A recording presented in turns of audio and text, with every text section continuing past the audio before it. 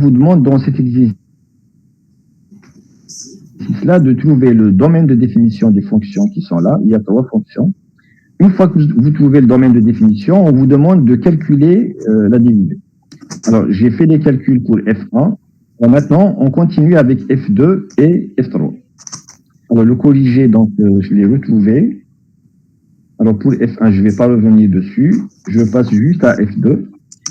Alors, il y a quelqu'un qui a ouvert son micro. S'il vous plaît, fermez les micros. Voilà. Bon, donc, F2, c'est la fonction arc cosinus de 2x plus 5. Alors, domaine de définition, pour que f soit défini, le domaine de définition, il faudrait que le point qui est ici, 2x plus 5, il faut qu'il soit entre moins 1 et 1. Arc sinus et arc cosinus sont définis lorsque x appartient à moins 1, 1. Ici, ce n'est pas x, ici, c'est 2x plus 5.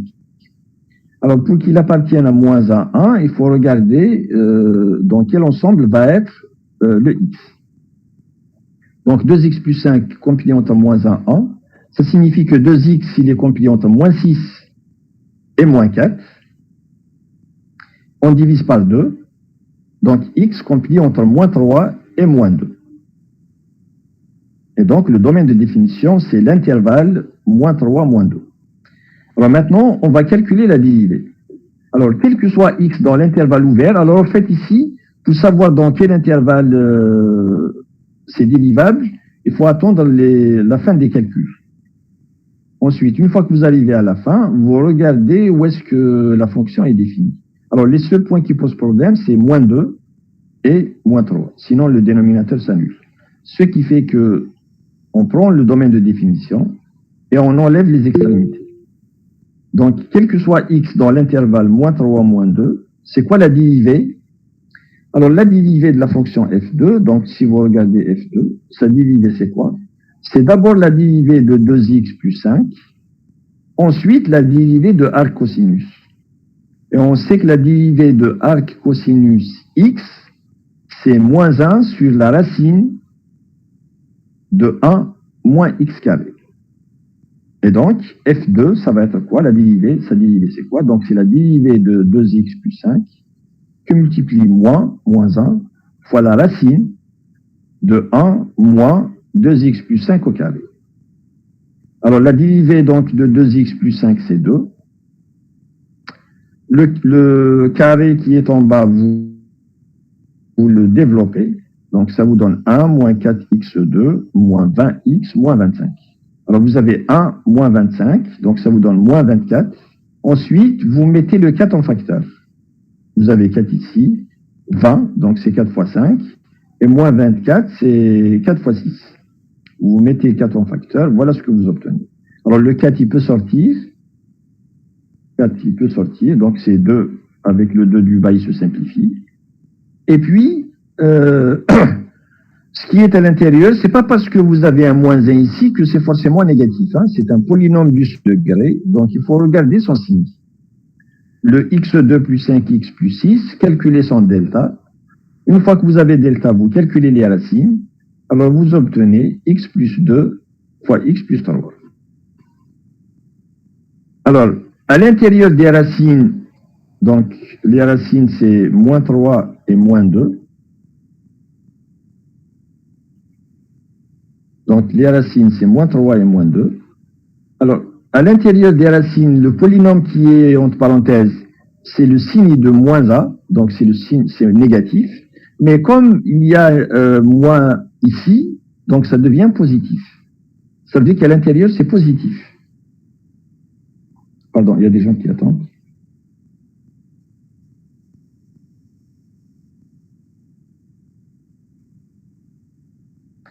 Donc, le moins ce polynôme-là, eh ben, c'est positif. Et donc, la racine, elle a un sens. Alors, donc, je l'ai écrit en bas. Remarquez que le polynôme qui est ici est positif à l'intérieur des racines. Donc, la racine, elle existe. Elle n'est pas nulle parce qu'on a exclu moins 2 et moins 3. Alors, maintenant, le 2 avec le moins 2 du bas, il se simplifie. Et donc, la dérivée, c'est moins 1 sur la racine de moins x plus 2 fois x plus 3. Voilà la dérivée de la fonction f2. Donc, on va faire la même chose rapidement avec la troisième fonction f3. Alors, f3, c'est arctangente de la racine de 1 moins x sur 1 plus x. Alors, premièrement, arctangente, où est-ce qu'elle est définie? La fonction arctangente x.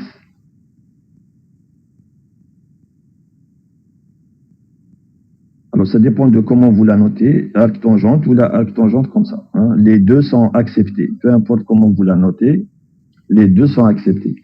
Alors, arctangente x, c'est quoi son domaine de définition? C'est... Est-ce que vous vous rappelez?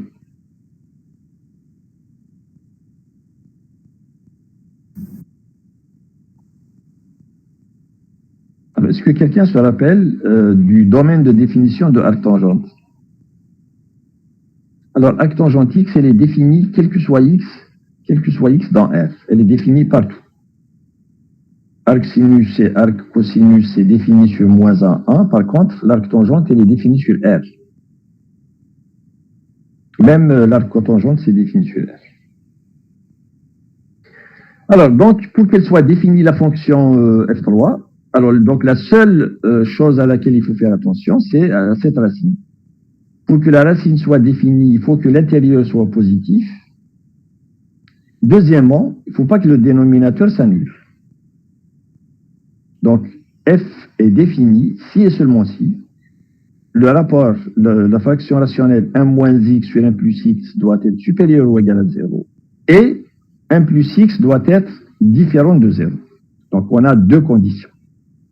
Alors, pour connaître le signe de cette quantité, donc l'idéal, c'est de faire un tableau. Voilà un tableau. Alors, vous mettez les points particuliers. Les points particuliers, c'est celui qui annule le numérateur et celui qui annule le dénominateur. Donc, il y a moins 1 et 1. Au niveau de moins 1, le dénominateur s'annule, donc il faut l'enlever. C'est pas ici qu'il faut l'enlever, c'est en bas. Parce que le dénominateur s'annule, donc il faut enlever... pardon, non, c'est correct ce que j'ai dit, c'est correct. 1 plus x, le dénominateur, il s'annule en moins 1. Mais quand on met deux traits, ça veut dire qu'il faut l'enlever parce que la fonction n'est pas définie en moins 1. Le signe de 1 moins x, donc entre moins l'infini et moins 1, c'est positif. Entre moins 1 et 1, c'est aussi positif. Et entre 1 et plus l'infini, c'est négatif. 1 plus x, c'est négatif entre moins l'infini et moins 1. C'est positif entre moins 1 et plus l'infini. Et donc le rapport, c'est plus sur moins, ça donne moins. Plus sur plus, ça donne plus. Et moins sur plus, ça donne moins. Alors pour que ça soit positif, donc il faut qu'on soit entre moins 1 et 1. Et on exclut, il faut exclure le moins 1. Ce qui fait que le domaine de définition, c'est l'intervalle moins 1, 1, fermé en 1, ouvert en moins 1. Donc voilà le domaine de définition. Alors maintenant la dérivée. Alors la dérivée, c'est... Donc quand on a la fonction arctangente, il faut connaître la dérivée de arctangente x. À partir de la dérivée de arctangente x, on va déduire la dérivée de arctangente d'une fonction f de x. Alors, c'est quoi la dérivée de arctangente x? Est-ce que quelqu'un se rappelle?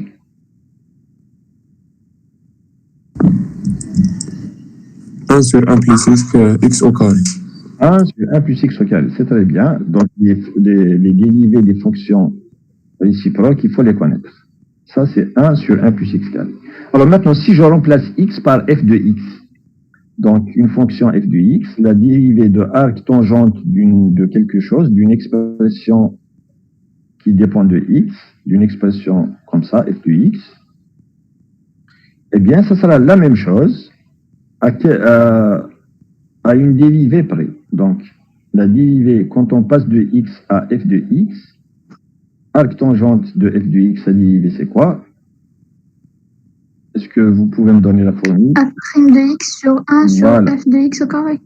C'est ça. Il faut juste rajouter la dérivée de f. C'est f de x sur, en bas, on remplace x par f de x. 1 plus f de x, le tout au carré.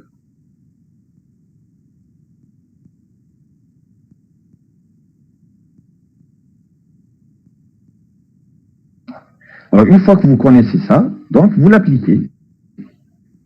Alors, donc, la dérivée de cette fonction f3, donc c'est la dérivée de la racine fois 1 sur 1 plus la racine au carré. Mais la racine au carré, donc on enlève juste la racine. C'est 1 moins x sur 1 plus x. Une fois que vous avez la formule, le reste, c'est des calculs. Alors, la dérivée de la racine, c'est combien? Alors, il faut connaître la dérivée de la racine d'une fonction f de x.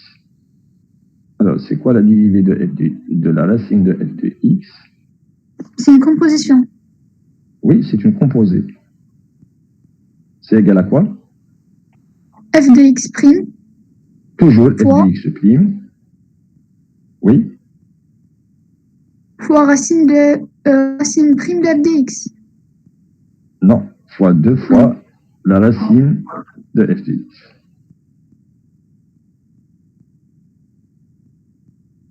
Alors, la racine de f de x, sa forme, c'est ça, c'est f de x. La racine de f, c'est comme si vous avez f de x à la puissance alpha, avec alpha égale à 1 demi. La racine, ça veut dire c'est la puissance 1 demi.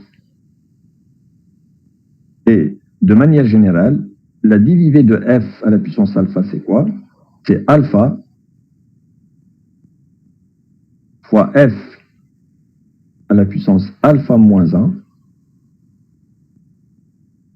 et multiplié par alpha prime.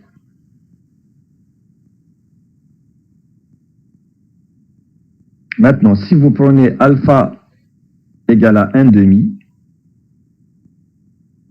parce que la racine, c'est f à la puissance 1 demi.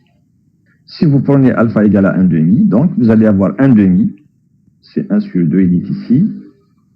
Ensuite, f', le voici. Et c'est quoi 1 demi moins 1?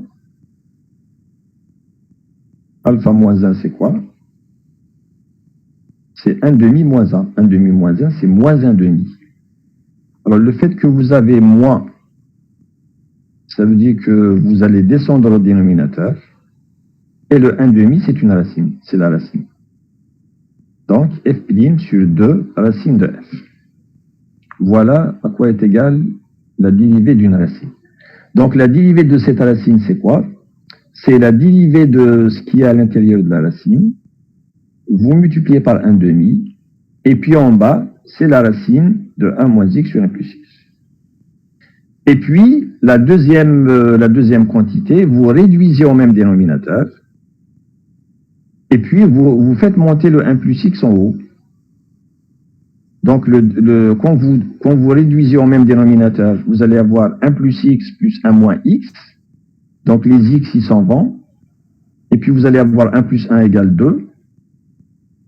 Et divisé par 1 plus x, ça revient à faire monter le 1 plus x au numérateur. Donc, vous obtenez 1 plus x sur 2. Alors maintenant, la dérivée de 1 moins x sur 1 plus x.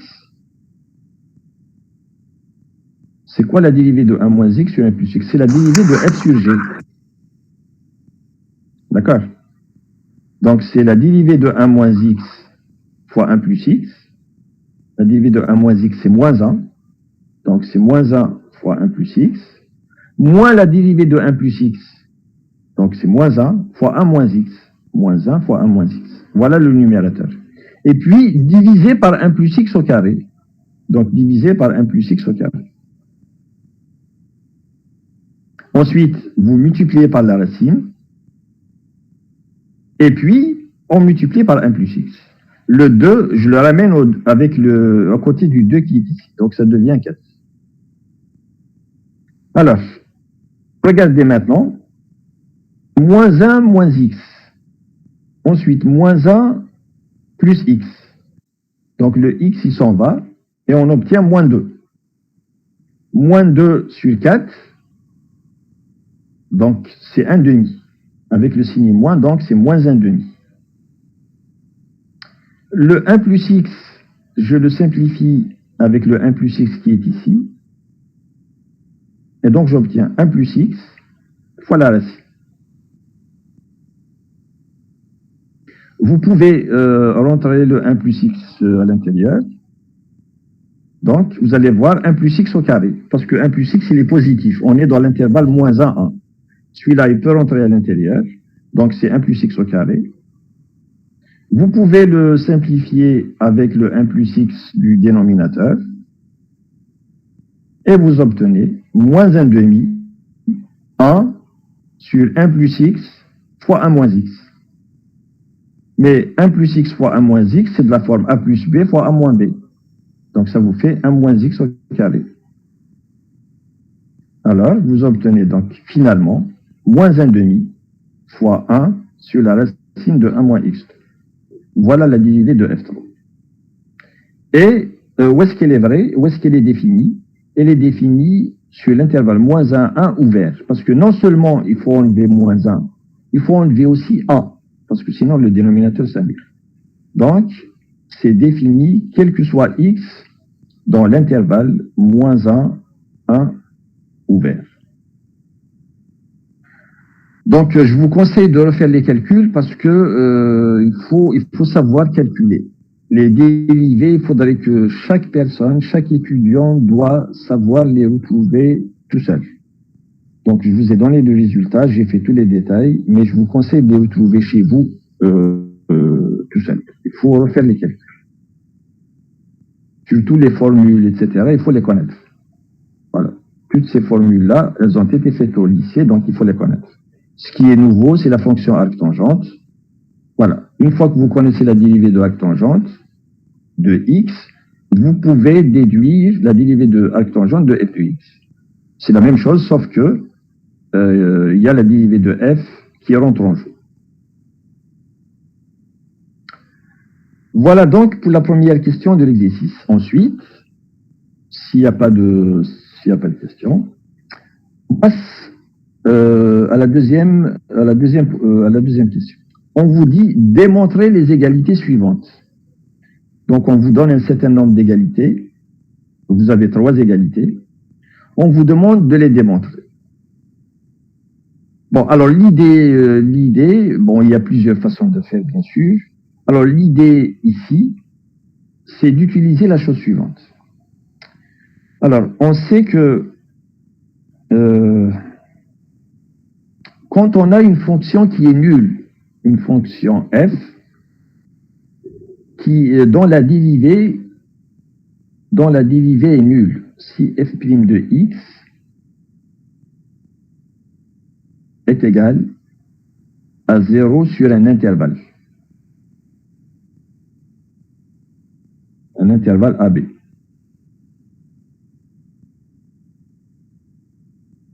Un intervalle I. Alors, il peut être ouvert, il peut être fermé, il peut être ouvert d'un côté, fermé de l'autre, peu importe. Donc, vous avez une dérivée qui est nulle sur un intervalle. Qu'est-ce que ça implique? Qu'est-ce que ça implique pour la fonction f de x? Constante. Elle est égale à une constante. C'est la même constante. Elle est égale à la même constante, quel que soit x, appartenant à C. Appartenant à I.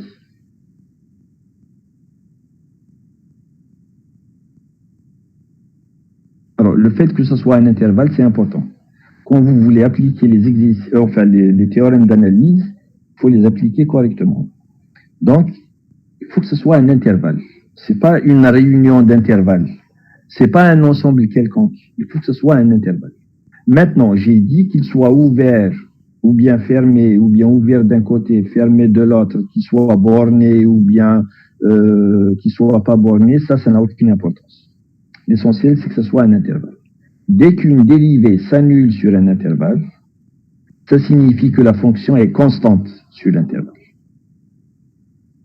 Alors, une fois qu'on a rappelé ceci, alors qu'est-ce qu'on vous demande?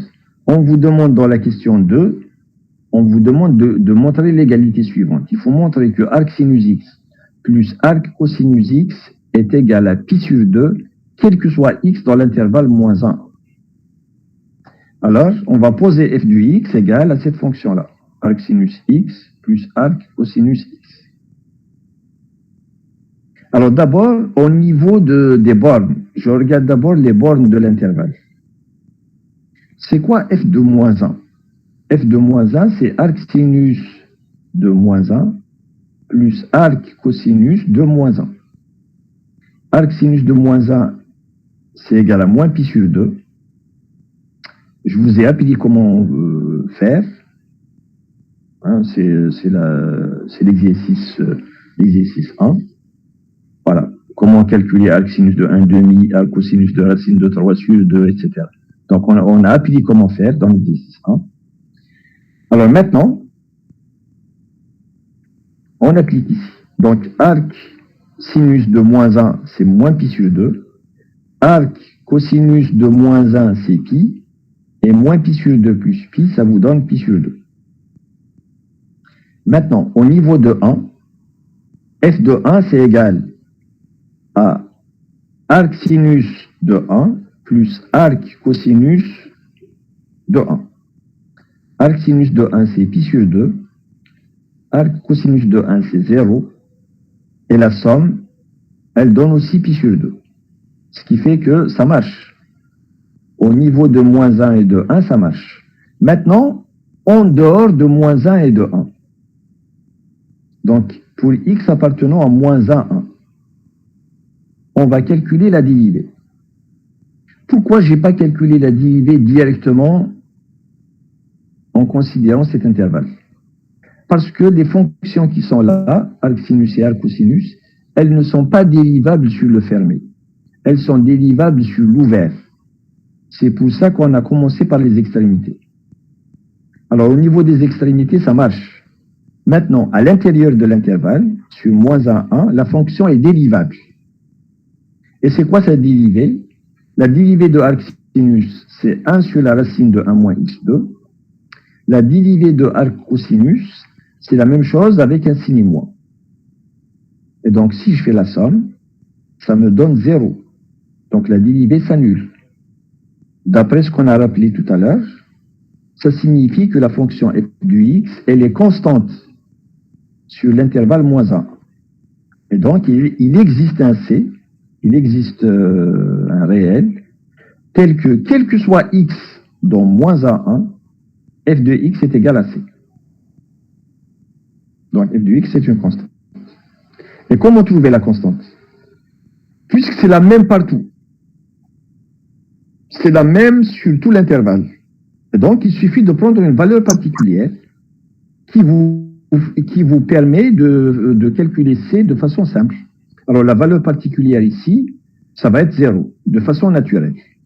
Prenez donc 0. Donc, pour trouver C, il suffit de choisir n'importe quelle valeur de x dans l'intervalle moins 1, 1. Alors, la valeur qui s'impose, c'est x égale à 0.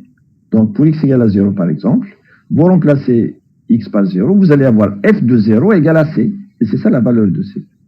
Donc, c, c'est f de 0. F de 0, donc, c'est arc sinus 0 plus arc cosinus de 0.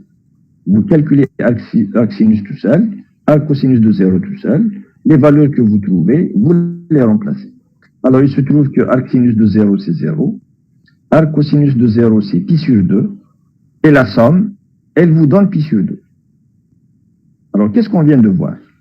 On vient de voir qu'au niveau des extrémités, f, c'est égal à pi sur 2.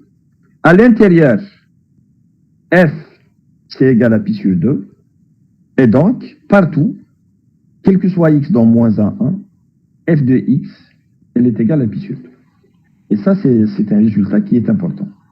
Donc, arc sinus de n'importe quel x, plus arc cosinus de n'importe quel x, quand vous faites la somme, vous devez toujours trouver pi sur 2. Donc, la somme, elle est toujours constante et elle est égale à pi sur 2. Donc, c'est un résultat concernant, c'est une propriété concernant la réciproque de sinus et la réciproque de cosinus.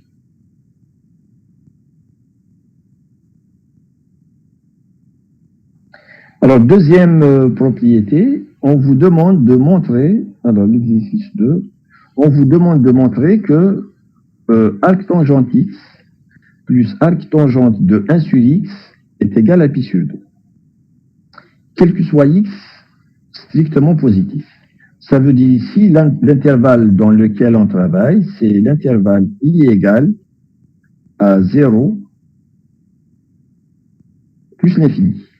Ce n'est pas un intervalle borné, mais ce qu'on vient de dire concernant les dérivés, c'est valable aussi.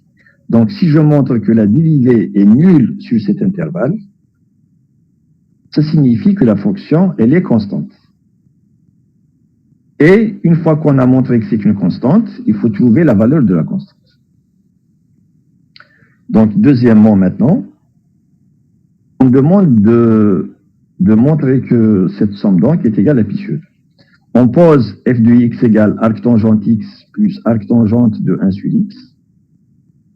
Alors, la dérivée de f, pour qu'elle soit dérivable, il faut que arc, j'ai oublié un c ici. Pour que cette fonction f soit dérivable, alors on sait que l'arctangente, il est dérivable sur R tout entier. Alors pour que ce soit dérivable, donc il faut juste regarder la contrainte qui est donnée par 1 sur x. Il faut que x soit non nul. Mais comme x, on l'a déjà supposé non nul, ce qui fait que f est dérivable partout. Alors, quel que soit x supérieur à 0, c'est quoi la dérivée de f? Alors, ça va être, comme il s'agit d'une somme, donc c'est la dérivée de la première plus la dérivée de la deuxième. La dérivée de arctangente x, c'est 1 sur 1 plus x2. La dérivée de arctangente de 1 sur x, c'est une composée. Donc, c'est la dérivée de 1 sur x. Ensuite, on remplace x par 1 sur x. Donc, c'est la dérivée de 1 sur x fois 1 sur 1 plus 1 sur x au carré. Alors, une fois que vous avez tout écrit, le reste, il faut faire les calculs, il faut simplifier ce qu'il y a à simplifier, réduire au même dénominateur, ainsi de suite. Bon, donc, la dérivée de 1 sur x, c'est moins 1 sur x2. Donc, on va avoir 1 sur 1 plus x2 fois moins 1 sur x2 fois, ici, je réduis en même dénominateur. Donc, c'est x2 plus 1 sur x2. Alors, x2 avec x2, il se simplifie. Et on obtient 1 sur 1 plus x2 moins 1 sur 1 plus x2. Et donc, ça vous donne 0.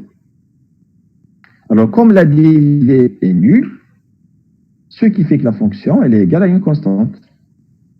Ensuite, f est constante sur l'intervalle 0 plus l'infini.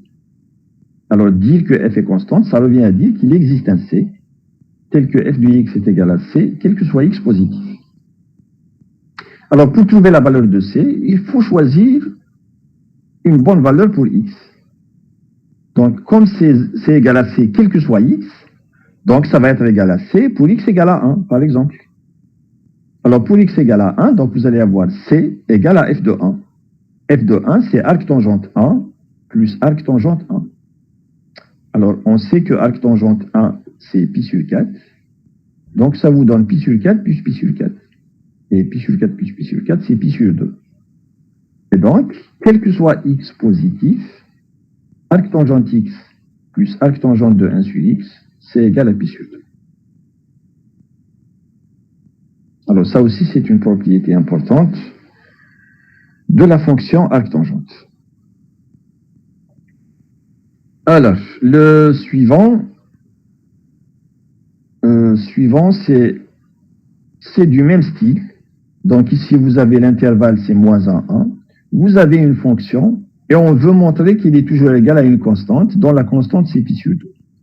Donc l'idée, c'est de dériver la fonction, et de montrer qu'elle est égale à 0. Donc, la fonction arctangente de la racine de 1 moins x sur 1 plus x. Et on a dit, pour qu'elle soit définie, il faut que la racine soit définie, le dénominateur non nul. Alors, si vous vous rappelez du tableau qu'on avait fait, on a dit que son domaine de définition, c'est l'intervalle moins 1, 1. C'est ce qui est donné ici. C'est l'intervalle moins 1. Moins 1, mais avec, moins 1, 1, mais avec 1 fermé. Alors ici, on a exclu le 1. On a enlevé le 1. Peu importe. Alors, si on enlève le 1, donc la fonction, elle reste définie sur l'intervalle moins 1. Maintenant, la dérivée. Alors, calculons sa dérivée. Donc, pour tout x dans moins 1, on a f' de x. Donc, vous refaites ce qu'on avait fait tout à l'heure. Vous refaites exactement la même chose. La fonction arctangente, on l'a déjà étudiée. Hein. Rappelez-vous, c'était où? C'était ici. La fonction arctangente de la racine de 1 moins x sur 1 plus x, elle est ici. On avait calculé sa dérivée. C'est la même fonction qu'on retrouve là, hein, avec un coefficient multiplié par 2. Donc la dérivée qu'on avait obtenue ici, il faut l'écrire ici. Ensuite, vous la multipliez par 2 et vous rajoutez la dérivée de arcsinus. Donc vous obtenez la chose suivante. Alors on avait obtenu moins 1/2 fois, voilà ce qu'on avait obtenu, on avait obtenu ça. Maintenant, quand on multiplie par 2, donc on obtient moins 1 sur la racine, et arcsinus, c'est 1 sur la racine. Et donc, ça se simplifie. Et ça donne 0. Alors, comme la dérivée est nulle, alors la fonction est égale à une constante, quel que soit x dans l'intervalle moins 1. Et pour trouver c, vous choisissez une valeur. Ici, la valeur particulière, vous prenez x égale à 0. Pour x égale à 0, donc on a c égale à f de 0. Donc c'est 2 arctangente 1 plus arcsinus de 0. Arctangente 1, c'est pi sur 4. Arcsinus de 0, c'est 0. Donc 2 fois pi sur 4, c'est pi sur 2. Et on conclut que quel que soit x dans moins 1, 1, f de x est égal à pi sur 2. Alors, s'il y a des questions, donc, vous les posez. Sinon, on passe à l'exercice qui suit. Alors, l'exercice qui suit, c'est l'exercice 3. Alors, dans l'exercice 3, il y a 3 questions. Dans la première, on vous demande de calculer arctangente 1/2 plus arctangente 1/3. Ensuite, arctangente 1/2 plus arctangente 1/3 plus arctangente 1/8. Ça, c'est la première question. Deuxième question, on vous demande d'encadrer arc cosinus de 3 sur 4 entre 0 et pi sur 4. Et puis, troisième question, c'est de résoudre des équations qui font intervenir les fonctions réciproques des fonctions circulaires. Alors, on va commencer par la première question. C'est quoi arctangente 1/2 plus arctangente de 1/3?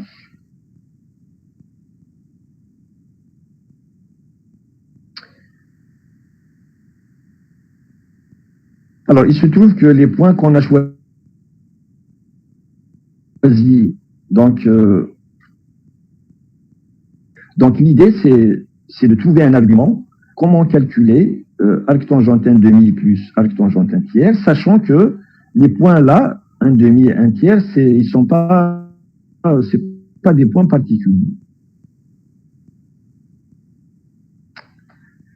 Alors, il faut connaître une certaine formule, je ne sais pas si vous la connaissez. Alors, sinus de A plus B, cosinus de A plus B, normalement, c'est connu par tout le monde. Mais est-ce que vous connaissez la tangente de A plus B? Si on vous demande à quoi est égal, alors je vais d'abord vous tester, est-ce que vous connaissez cosinus de A plus B?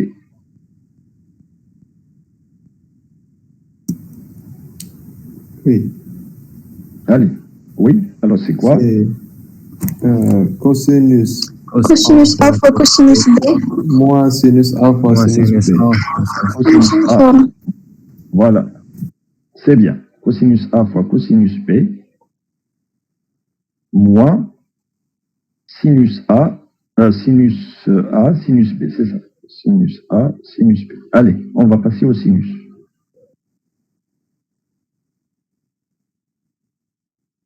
Alors, dites-moi maintenant, c'est quoi sinus de A plus B? Alors, je vais l'écrire, sinus de A plus B. Alors, je vous écoute. Sinus A fois cosinus B Oui, oui, plus cosinus A fois sinus B. c'est bien. Oui. Donc, c'est exactement ça. C'est sinus A, cosinus B, plus sinus. Alors, les deux termes, c'est sinus, cosinus. Donc, maintenant, au lieu de sinus A, vous allez mettre sinus B, et au lieu de cosinus B, vous mettez cosinus A. Voilà. Donc, normalement, en principe, tout le monde doit connaître. Alors maintenant, c'est quoi la tangente de A plus B? Tangente A plus tangente B sur 1 moins tangente A fois tangente B. Voilà. Ça aussi, c'est une formule. On ne l'utilise pas aussi souvent que cosinus et sinus, mais il faut la connaître. Ça, c'est égal à tangente A plus tangente B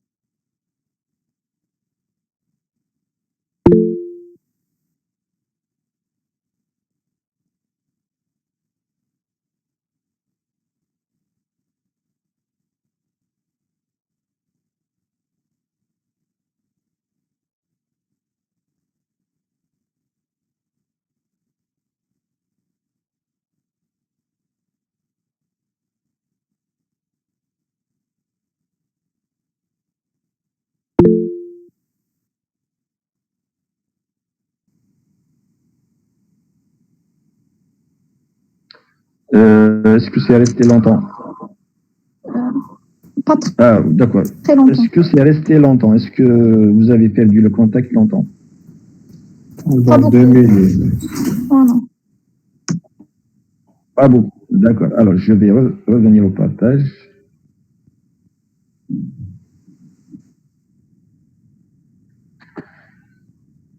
Est-ce que c'est revenu? Oui. Vous arrivez à voir? Oui. Alors, donc, au niveau de la tangente, donc on a rappelé la formule. C'est vous qui avez répondu. Donc, ce qui fait que la connexion elle y était encore. Alors, je vous ai dit que l'arc tangente, elle est définie de R dans l'intervalle moins pi sur 2, pi sur 2. Et c'est sur cet intervalle que la fonction tangente est bijective. Et on avait dit que dire que arc tangente x, donc je vais rappeler aussi ça parce qu'on va l'utiliser, que arc tangente x est égal à y avec x dans R.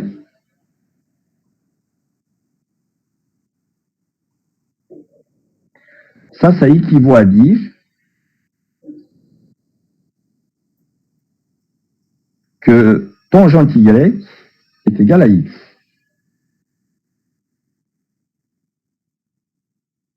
Tangente y est égal à x, mais il ne faut pas prendre n'importe quel y, il faut qu'il soit dans moins pi sur 2, pi sur 2.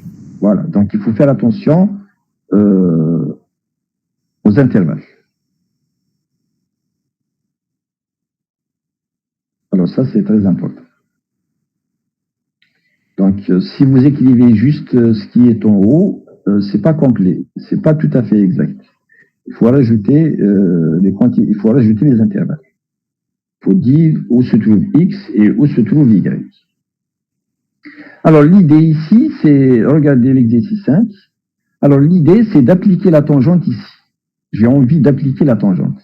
Et donc, je vais avoir la tangente de A plus B. Ensuite, quand on applique la tangente, Alors, j'ai envie que ce y, j'ai envie qu'il soit entre moins pi sur 2 et pi sur 2. S'il n'est pas entre moins pi sur 2 et pi sur 2, il faut faire autrement. Donc, j'ai envie d'être dans le bon intervalle. Donc, la question qu'il faut se poser, c'est est-ce que arc tangente de 1,5 plus arc tangente de 1 tiers, est-ce que ça appartient à moins pi sur 2, pi sur 2? Sinon, on va utiliser autre chose. Donc, la première chose qu'il faut se demander, c'est l'encadrement de arc tangente 1,5 plus arc tangente de 1 tiers. Il est dans quel intervalle? Donc, on va commencer par ça.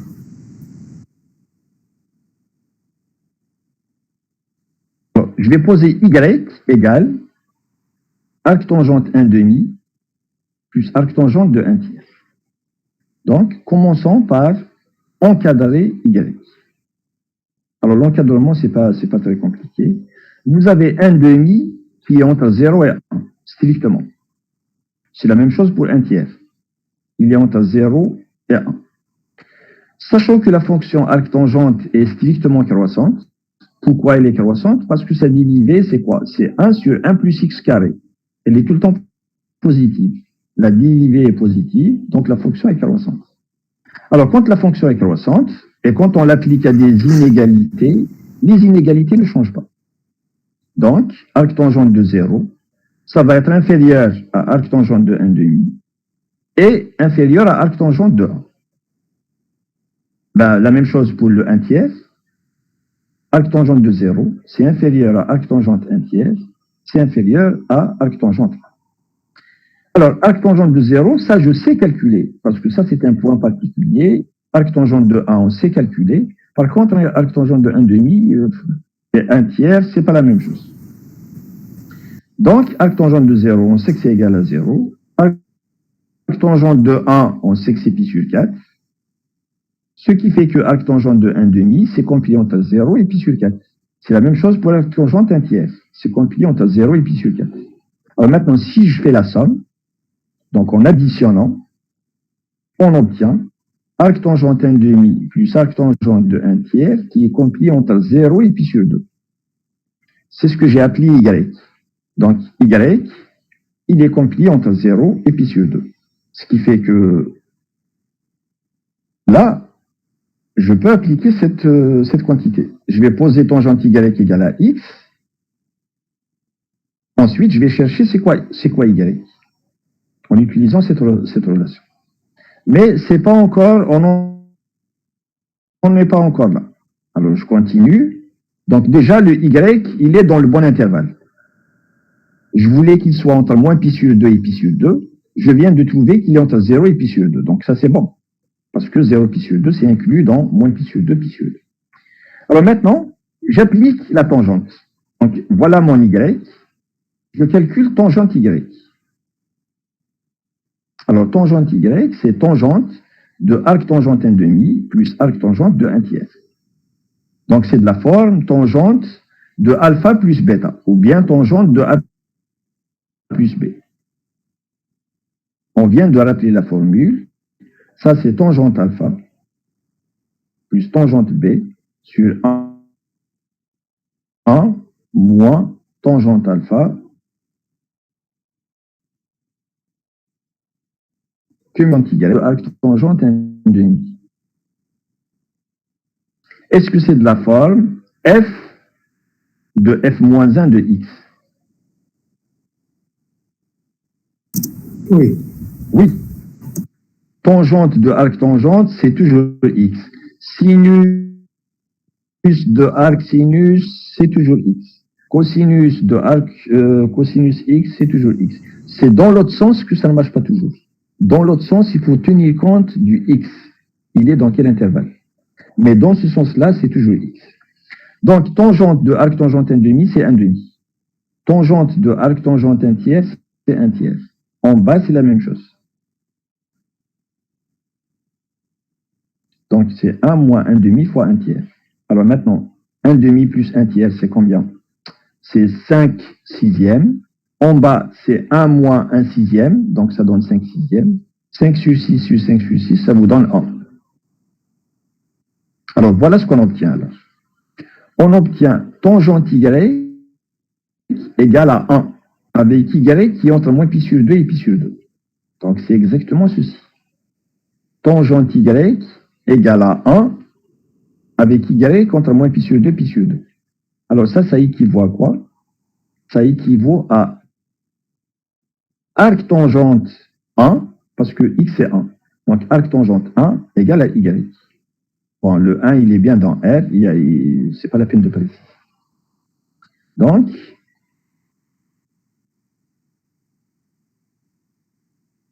tangente y égale à 1, avec y qui est dans le bon intervalle. En fait, ici, il faut prendre l'intervalle ouvert. Hein. Il y a une petite erreur, c'est l'intervalle ouvert. On déduit que y, c'est arc tangente de 1. Et arc tangente 1, c'est égal à pi sur 4.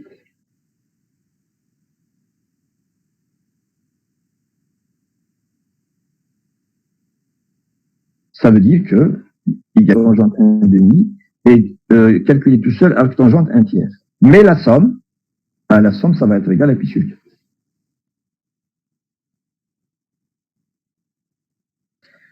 Voilà, donc si vous avez suivi le principe, on va essayer de le reproduire au niveau de la question B.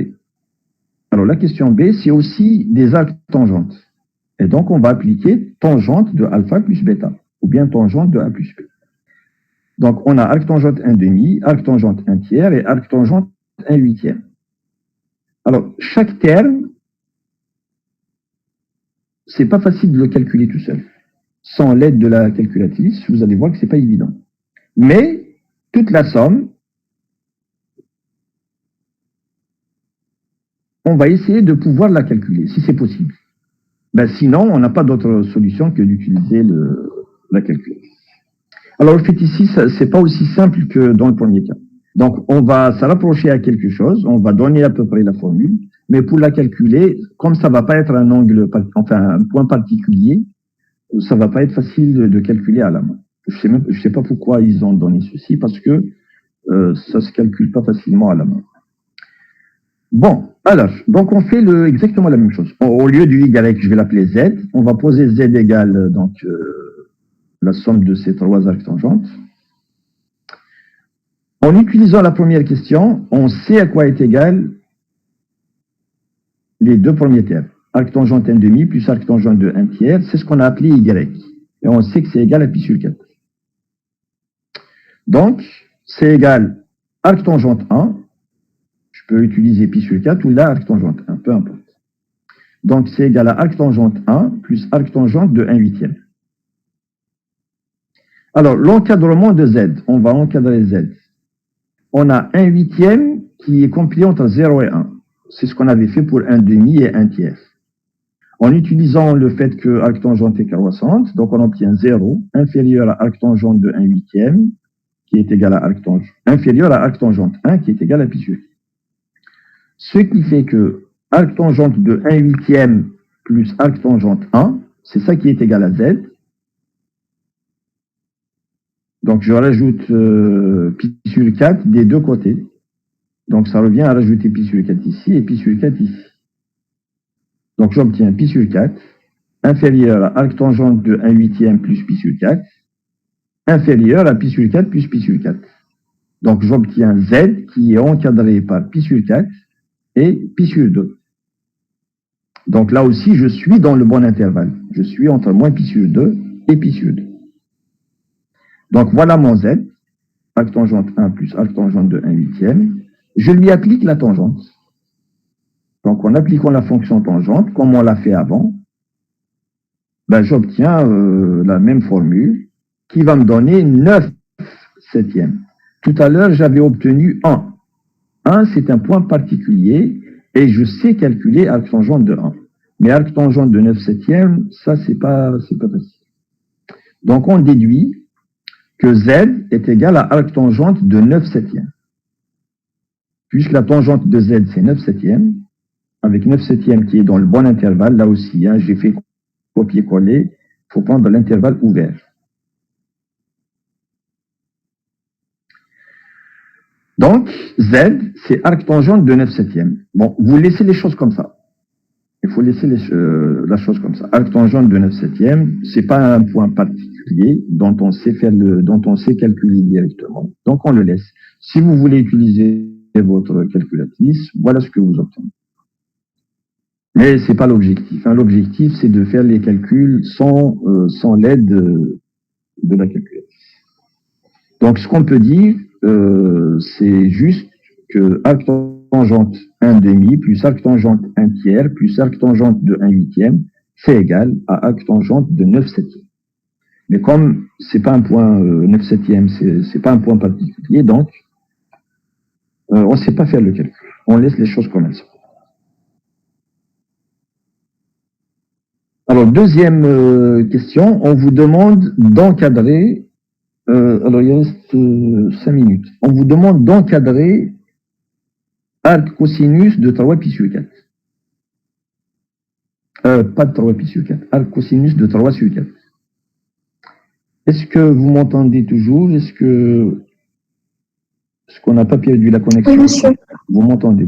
D'accord. Donc, on vous demande de faire l'encadrement de arc cosinus de 3 sur 4. Il faut montrer qu'il est compris entre 0 et pi sur 4. Alors, pour ne pas perdre du temps, il reste 5 minutes.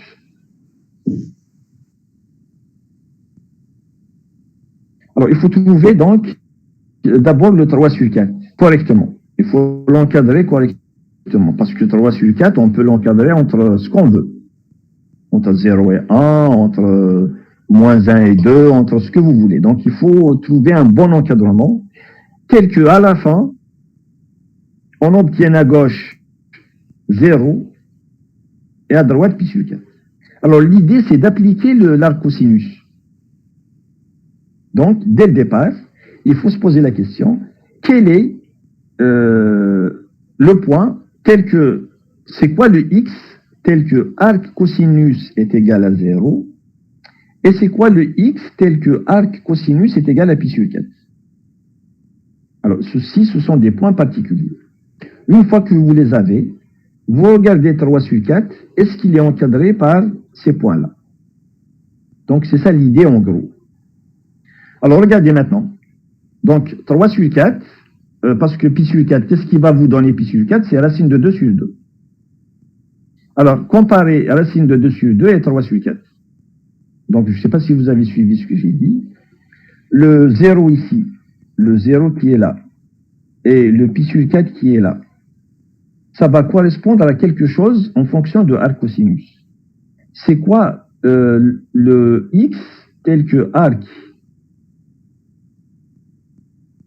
cosinus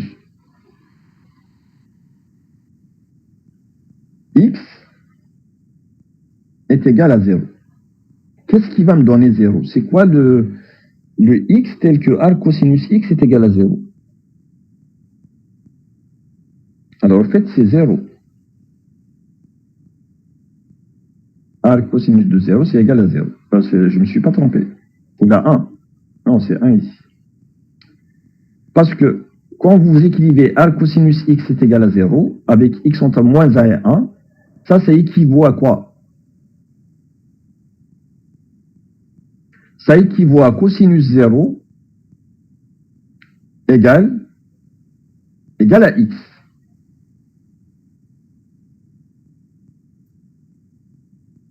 Ça veut dire que x est égal à 1. Et qu'est-ce qui va me donner pi sur 4? Au lieu de 0, vous allez avoir pi sur 4. Racine de 2 sur 2. C'est x égale à racine de 2 sur 2. Donc, je vais voir, est-ce qu'il y a possibilité d'encadrer le 3 sur 4 entre 1 et racine de 2 sur 2? Bien sûr, si on vous a choisi 3 sur 4, c'est pas par hasard. Le 3 sur 4, il est encadré entre racine de 2 sur 2 et 1. Bon, le fait qu'il soit inférieur à 1, c'est clair. C'est 3 divisé par 4, donc c'est 0, quelque chose. C'est inférieur à 1. Pourquoi c'est supérieur à racine de 2 sur 2? Parce que racine de 2 sur 2, je peux l'écrire, je multiplie par 2, donc c'est 2 racines de 2 sur 4. Alors, donc, il suffit de comparer 3 avec 2 racines de 2. 3, c'est la racine de quoi? C'est la racine de 9. 9. 9. Et là, je fais rentrer le 2 à l'intérieur. Donc ça me donne la racine de 8. Et on voit bien que la racine de 8, elle est inférieure à la racine de 9. Ce qui fait que la racine de 2 sur 2, c'est bien inférieur à 3 sur 4, et c'est bien inférieur à 1. Maintenant, l'arc cosinus, sa divisée, c'est moins 1 sur 1 moins la racine. Donc, c'est tout le temps négatif. Ce qui fait que la fonction, elle est décroissante. Alors, comme elle est décroissante, quand on l'applique à une inégalité, les inégalités changent. Parce que c'est une fonction décroissante. Et donc, on va avoir, si vous voulez garder les inégalités, donc il faut ramener le 1 à gauche et la racine de 2 sur 2 à droite. Donc, vous allez avoir arc cosinus 1 qui va être inférieur à arc cosinus 3 sur 4 et qui est inférieur à arc cosinus à la racine de 2 sur 2. Et donc, on obtient arc cosinus de 3 sur 4 qui est supérieur, ça c'est égal à 0, et inférieur à pi sur 4. Et c'est ça qu'on vous demande.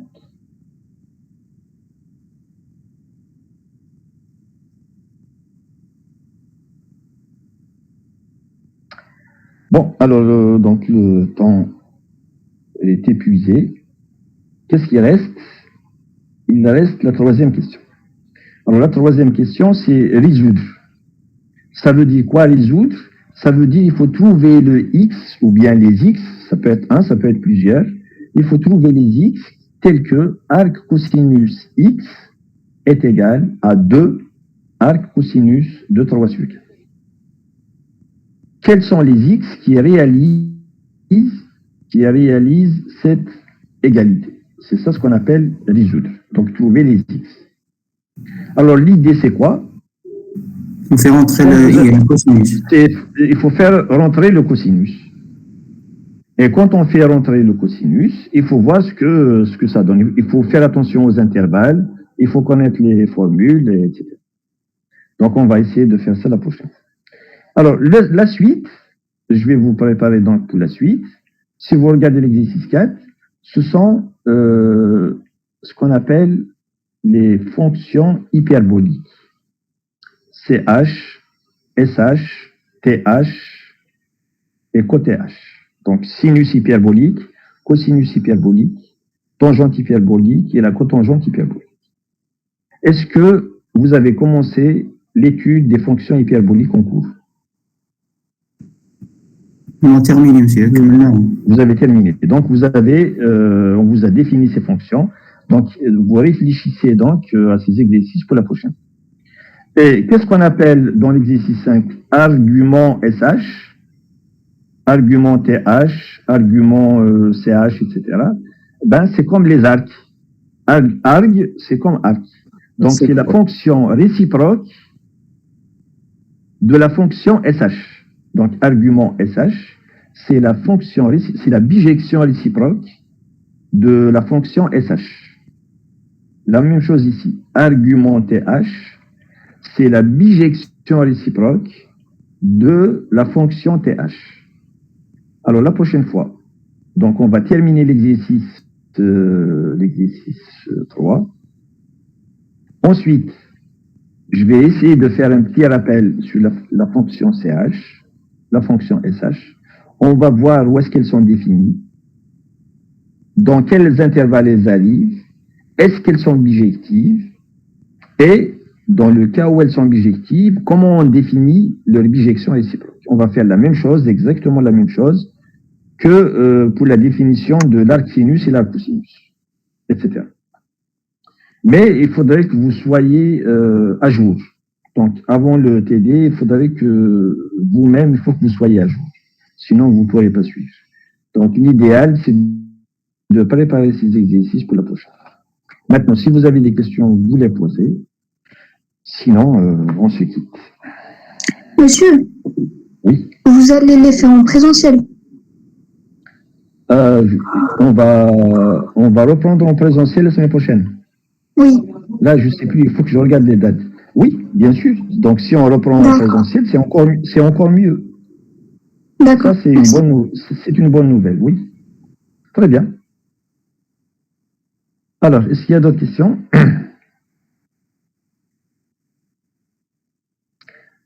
Bon, donc, les gens qui sont concernés par le rattrapage, alors, c'est le 21. J'espère que tout le monde est au courant. Il y a eu un changement de date. Donc, pour l'algèbre, c'est le 21 mars. Il fallait que je le précise. Bon, maintenant, s'il n'y a pas de questions, donc, on va s'arrêter ici. Alors, à la semaine prochaine.